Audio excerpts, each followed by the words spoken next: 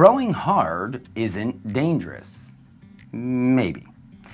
Let's talk about the truth behind this. So throwing hard at older ages likely isn't really much of an issue. And how do we know that? There was a new study, I think it took 91 professional pitchers and tested their elbow stress, shoulder stress at different velocities. Essentially what it found was as long as the athlete was operating at their baseline, there was no exceptional stress, or they could not correlate velocity and stress. The moment that they maxed out or got above their peak velocity that they typically quoted, then all of a sudden the individuals experienced extra ordinary stress and stress that was well above their norm. So, okay, that's professional athletes. Throwing hard at that point probably isn't the greatest indicator of why an individual is likely getting hurt. So velocity, weak predictor of stress and potentially injury. Okay, throwing hard at younger ages can be dangerous. Make no mistake about that. The idea that it's safe to have 15-year-olds, 16-year-olds throwing 90 plus miles an hour is not a reality. They don't have the prerequisite ossification of bones. They don't have the strength likely in the muscles in order to create or absorb much of the forces that are being generated. And also they're just going to be way more susceptible to breaking down faster. Okay, so what's the quest with allowing kids to get here, and why do we do that? That's a whole nother conversation that really delves into, we have a fucked up system, right? If a kid isn't throwing at a certain mile an hour by a certain age, well, his career's over at 17. And that sucks. But the landscape that's changing in college, and you guys have heard me talk about this, I do believe provides athletes a longer runway to develop velocity, and I think they really need to take heed to that.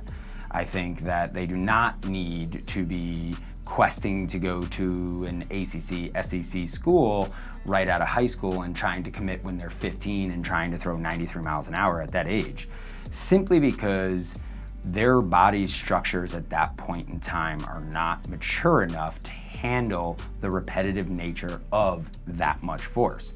So if they're not mature enough and they don't have the prerequisite muscles or strength or absorption, however you want to term this, right? I'm trying to make it simplistic here at the same time.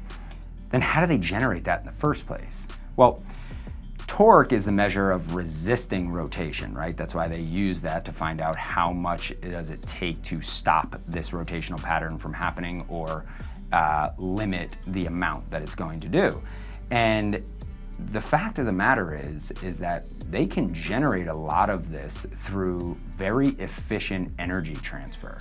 And some of the greatest studies are the ones that indicate that arm speed actually starts to tip down as you get higher and higher up in the levels. Why is that?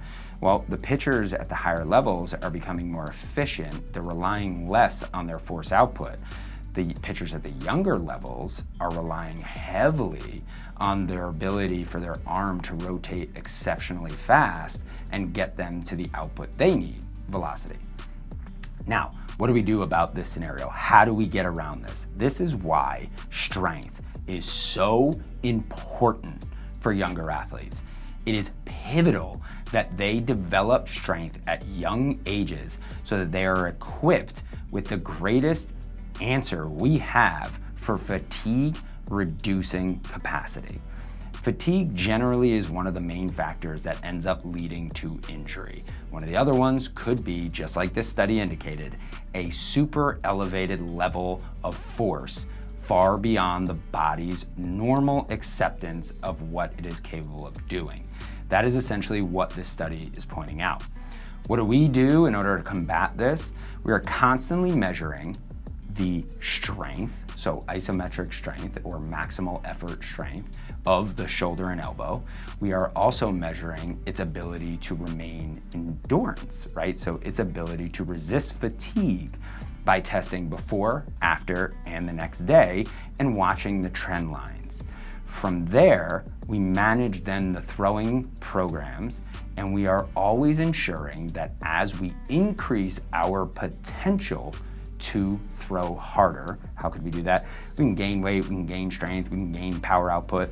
All of those things are going to elicit more force into the ground, which as long as the athlete transfers it, is going to come out the ball.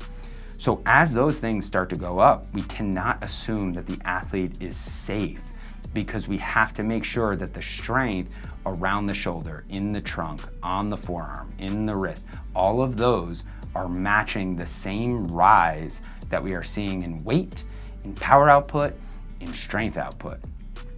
If we have a point where the output of the throw is far superior to the force capacities that we currently have, I wholeheartedly promise you that is the most dangerous athlete on the field.